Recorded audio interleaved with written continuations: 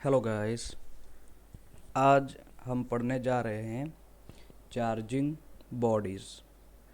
तो आप सबको जैसे कि पता है, हम जितने भी बॉडीज़ को देखते हैं हमारी सराउंडिंग में, वो सारे ज़्यादातर न्यूट्रल होते हैं। तो न्यूट्रलिटी का मतलब क्या है?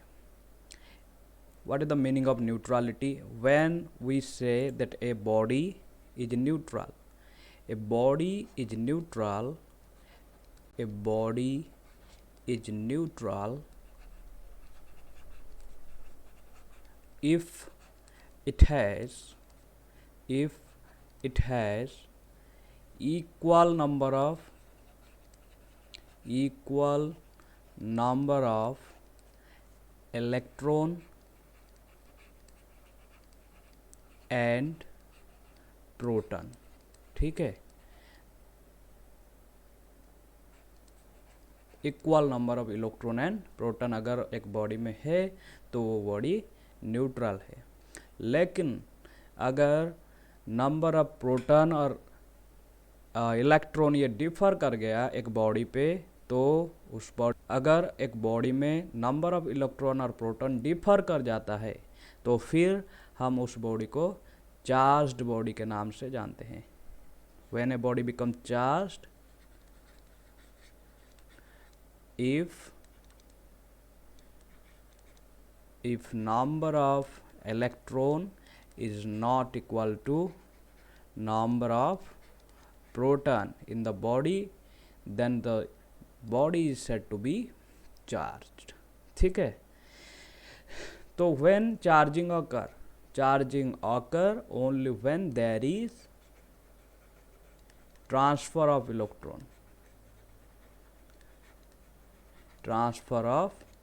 इलेक्ट्रॉन। देखिए, अगर ये एक बॉडी ए है एंड ये एक बॉडी बी है, ठीक है, ये बॉडी ए है एंड बॉडी बी है, both are neutral. Now both are neutral, that means body A में भी जितना इलेक्ट्रॉन है उतना प्रोटॉन है, बॉडी बी में इसके पास जितना इलेक्ट्रॉन है उतना ही प्रोटॉन ही है। ठीक है, अगर हम क्या करते हैं, किसी भी कॉज से बॉडी ए से कुछ इलेक्ट्रॉन, सपोज कीजिए 10 नंबर्स ऑफ इलेक्ट्रॉन हम बॉडी बी को डोनेट कर देते हैं। ठीक है, बॉडी ए से बॉडी बी को 10 नंबर ऑफ इलेक्ट्रॉन हम डोनेट कर दिए। ठीक है, तो body A is deficit of electron now and body B has sufficient electron now.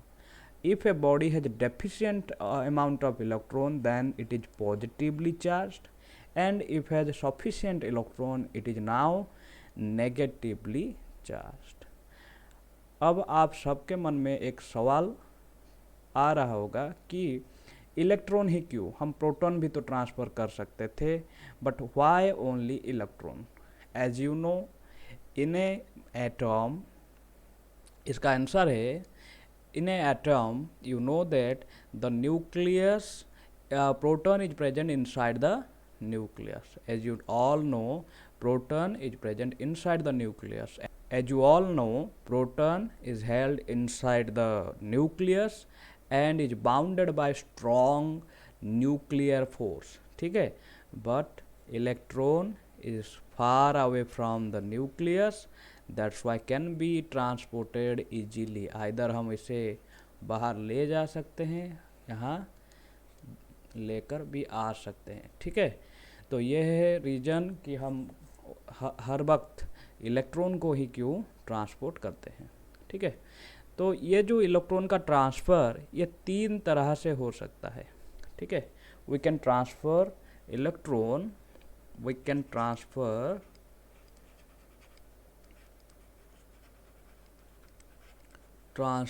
electron by 3 method।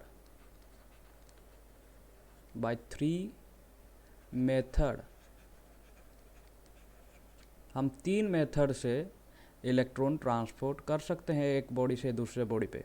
ठीक है, एक है by the method of friction, दूसरा मेथड है bye method of conduction.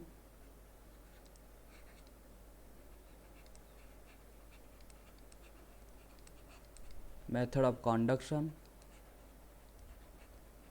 And number 3 method, it is induction. Number 3 method, it is induction. इस 3 method से हम क्या कर सकते हैं, एक बॉडी से दूसरे बॉडी पे इलेक्ट्रॉन को ट्रांसपोर्ट कर सकते हैं। ठीक है, तो हम पहले स्टडी करते हैं charging bodies. Charging bodies by method of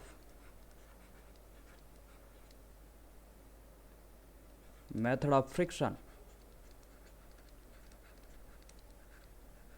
और इसे फ्रिक्शनल इलेक्ट्रिसिटी भी बोला जाता है। ठीक है, हम फ्रिक्शन से कैसे इलेक्ट्रिसिटी को डेवलप करते हैं। ठीक है, तो देखिए क्या होता है, जब दो बॉडी को हम रब करते हैं एक दूसरे से। ठीक है, अगर ये बॉडी ए है और ये अनदर बॉडी बी है, इफ आई रब body A with body B, some amount of electron which are loosely bound with body A is transferred to body B. And which body will lose transport, which body will lose electron or which body will receive electron, it is decided by a series. The series is known as triboelectric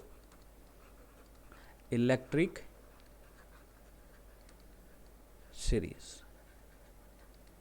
ये आपके लिए task है कि tribo electric series में कैसे arrange होके रखा गया है सारे मटेरियल्स को, ये सब आप थोड़ा स्टडी कीजिएगा। ठीक है, तो कौन सी बॉडी इलेक्ट्रॉन लूज करेगा, कौन सी बॉडी इलेक्ट्रॉन गेन करेगा, ये सब डिसाइड होता है bye means of tribo electric series. ठीक है, यहाँ से इतना तो कंफर्म है कि हम अगर एक बॉडी को दूसरे बॉडी से रब करते हैं तो उसमें से कुछ इलेक्ट्रॉन लूज या गेन हो जाता है। ठीक है, तो अगर इलेक्ट्रॉन लूज होता है तो बॉडी पॉजिटिवली चार्ज हो जाता है, एंड जिस बॉडी पे इलेक्ट्रॉन गया वो उस बॉडी नेगेटिवली चार्ज हो जाता है। ठीक है, तो हम किस टाइप के बॉडी को इस तरीके से चार्ज कर सकते हैं, याद रखिए हम इंसुलेटर्स को इस तरीके से चार्ज कर सकते हैं। ठीक है, इंसुलेटर्स कैन बी चार्ज्ड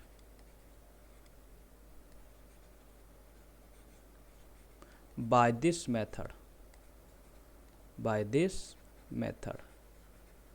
ठीक है, इंसुलेटर्स को इस तरीके से ज़्यादा बेहतरीन अंदाज से चार्ज किया जा सकता है, लेकिन इसका मतलब ये नहीं कि हम कंडक्टर को चार्ज नहीं कर सकते इस मेथड से। हम कंडक्टर को भी इस मेथड से चार्ज कर सकते हैं, लेकिन हमें इंसुलेटिंग एनवायरनमेंट में हमारा रॉबिंग मेथड परफॉर्म करना होगा। ठीक है, तो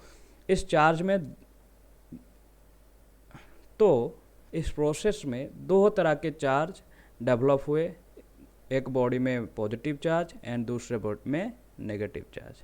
ठीक है, loss and gain of electron will decide which body will have which kind of charge. This is method of frictional electricity. ठीक है, देन हम चलते हैं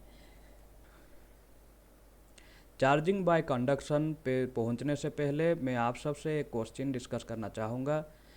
देखिए वो क्वेश्चन क्या है, rubber is an insulating material, you all know it, but the tires of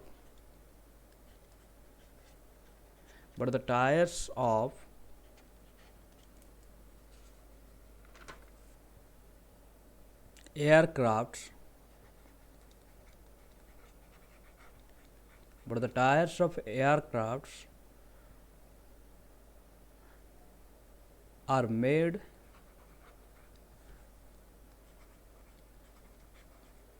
slightly slightly conductive. Slightly conductive. But why? आप सब जानते हैं कि रबर एक इंसुलेटिंग मटेरियल है, but A special kind of rubber is used for the aircraft tyres. Why it is done so? ये क्यों किया जाता है? देखिए, जब एक एरोप्लेन या एयरक्राफ्ट जो भी हो वो रनवे पे उतरता है, ठीक है, there is friction between the ground and the tyre of the aircraft. That's why frictional static electricity develops there. Frictional static electricity develop there. As the tire is connected to metal, the static electric current will pass to the aircraft, ठीक है, and it will cause damage to the instrument. So that's why the aircraft tire is made slightly conductive so as to transfer the developed charge to the ground. ठीक है, it will be grounded. It will be grounded. That's why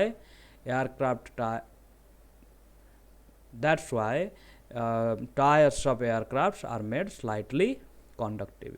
Those are made of special kind of rubber. एक दूसरा question में ये आ सकता है कि question हमें पूछा गया है कि vehicles carrying inflammable materials usually have metallic chain touching the ground during motion. Why?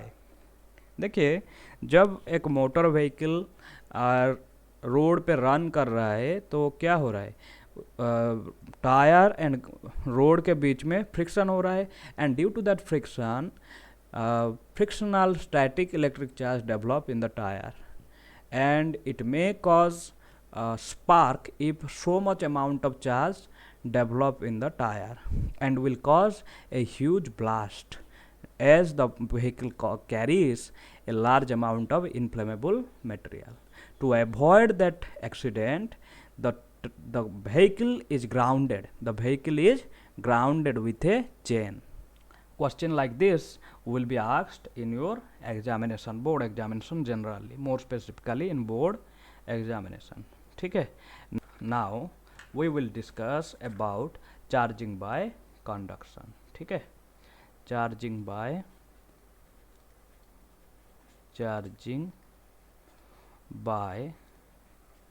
conduction. Charging by conduction. ठीक है. देखिए, तो चार्जिंग बाय कंडक्शन क्या है? ये अगर एक मेटल बॉडी है, body A, suppose this is body A and it has negative charge. Suppose this body has negative charge, and this is a neutral body. This is a neutral metallic body. This is a neutral metallic body.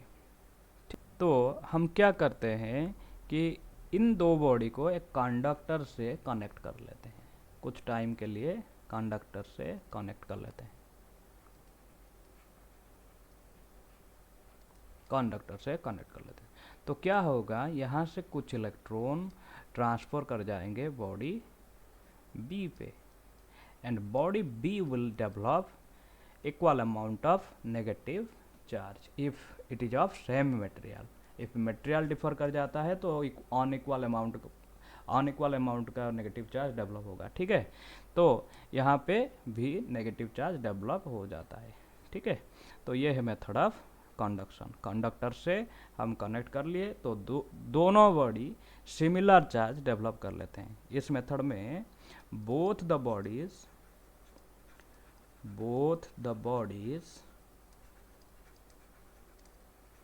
Develops similar charge.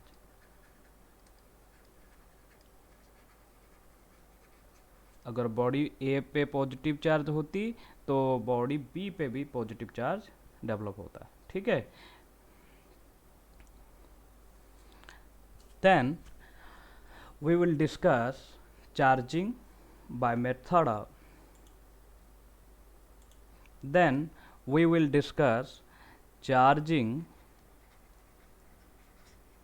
charging by method of induction, charging by method of induction. ठीक है, तो देखिए ये इस process में कैसे charging किया जाता है। तो देखो ये एक न्यूट्रल बॉडी है, सपोज कीजिए this is a neutral body, body A is a neutral body. पहले हम क्या करेंगे, एक negatively charged any charge body, negatively ऐसे स्पेसिफिक नहीं है, किसी भी चार्ज बॉडी को हम लाए, तो ये एक नेगेटिवली चार्ज बॉडी है। सपोज कीजिए this is a negatively charged body, ठीक है, और ये एक मेटेलिक बॉडी, बॉडी ए है।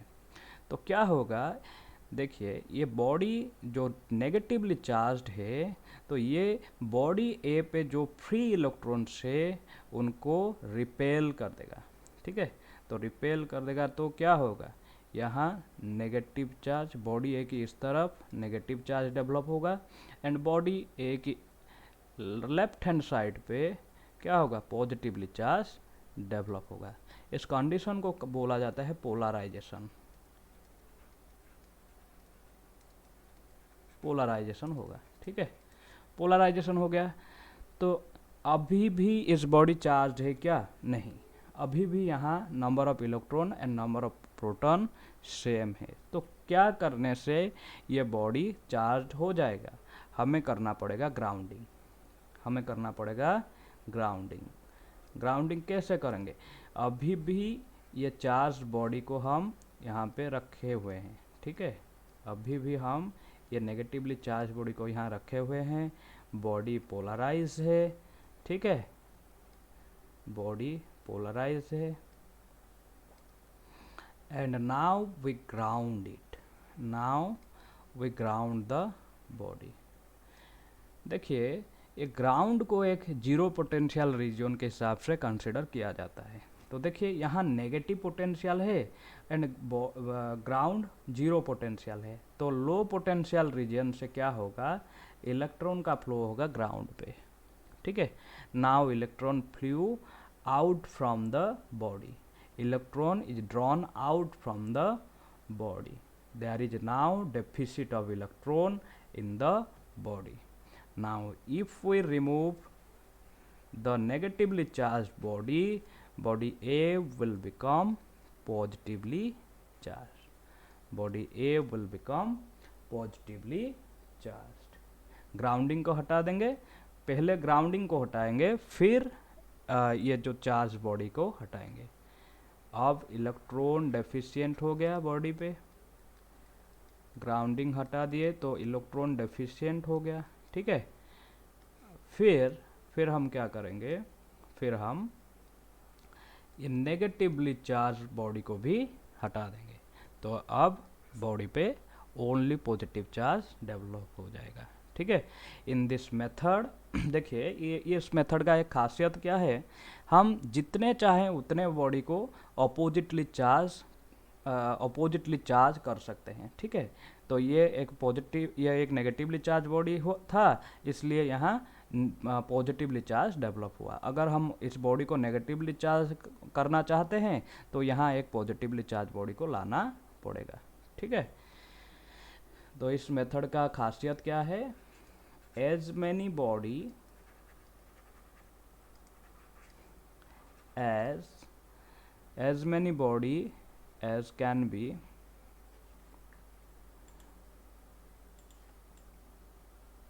खासियत क्या है इस मेथड का, खासियत ये है कि हम जितना चाहे उतना बॉडी को इस मेथड से चार्ज कर सकते हैं, ठीक है।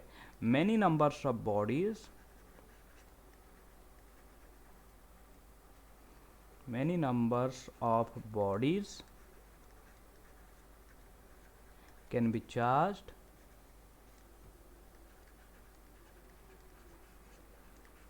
by this method. Many numbers of bodies can be charged by this method as there is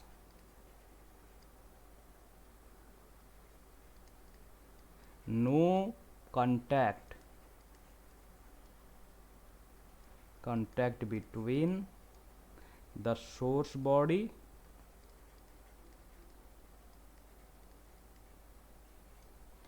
and the charged body.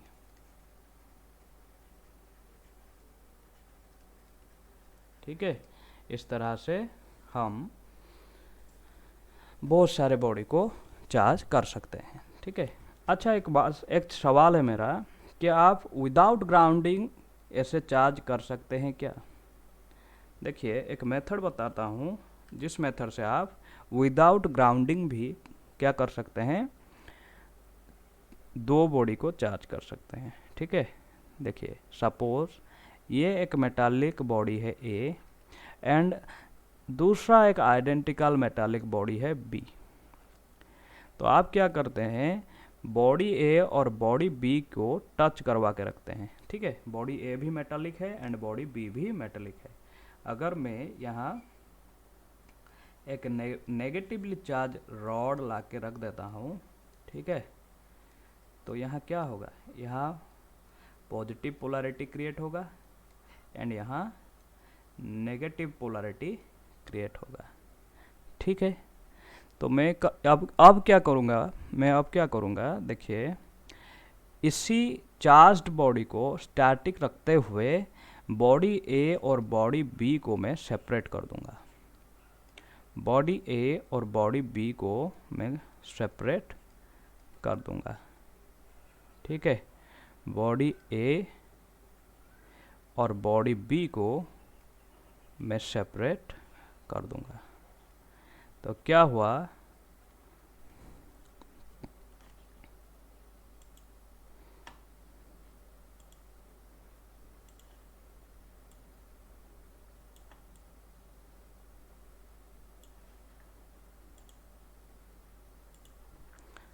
इसी चार्ज बॉडी को मैं स्टैटिक रखते हुए, नेगेटिवली चार्ज बॉडी को मैं स्टैटिक रखते हुए दोनों बॉडी ए और बॉडी बी को सेपरेट कर दूंगा।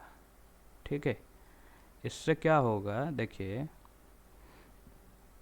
Body A and body B में ऑपोजिट चार्ज डेवलप हो जाएगा। फिर मैं हटा दूंगा ये चार्ज बॉडी को, तब बॉडी ए में हो जाएगा positive charge and body B में हो जाएगा,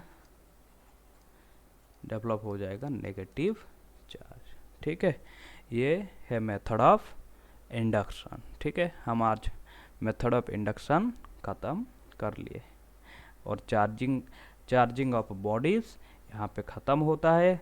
नेक्स्ट क्लास में हम देखेंगे Coulomb's law. This is the fundamental law of electrostatic. ठीक है, तो आज के लिए इतना ही। Thank you.